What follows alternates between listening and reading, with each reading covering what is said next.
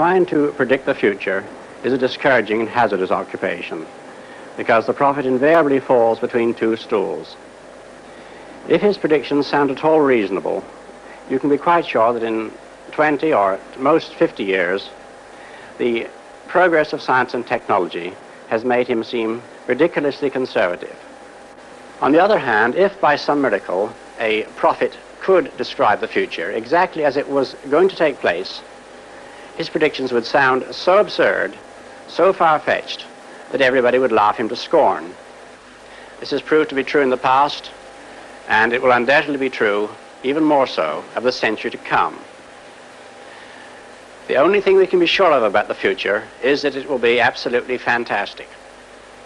So, if what I say now seems to you to be very reasonable, then I'll have failed completely.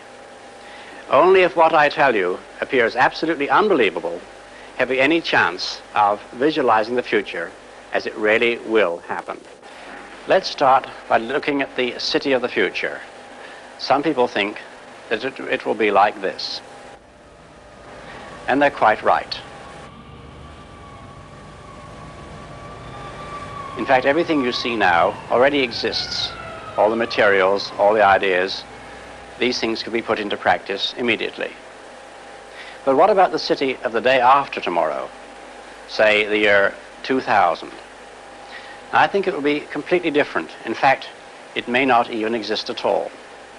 Oh, I'm not thinking of the atom bomb and the next Stone Age. I'm thinking of the incredible breakthrough which has been made possible by developments in communications, particularly the transistor and, above all, the communications satellite. These things will make possible a world in which we can be in instant contact with each other, wherever we may be, where we can contact our friends anywhere on Earth, even if we don't know their actual physical location. It will be possible in that age, perhaps only 50 years from now, for a man to conduct his business from Tahiti or Bali just as well as he could from London. In fact, if it proves worthwhile, almost any executive skill, any administrative skill, even any physical skill, could be made independent of distance. I am perfectly serious when I suggest that one day we may have brain surgeons in Edinburgh operating on patients in New Zealand.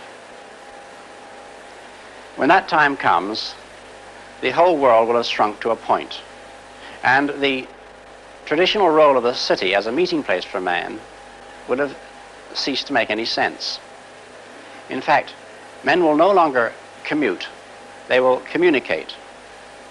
They won't have to travel for business anymore, they'll only travel for pleasure.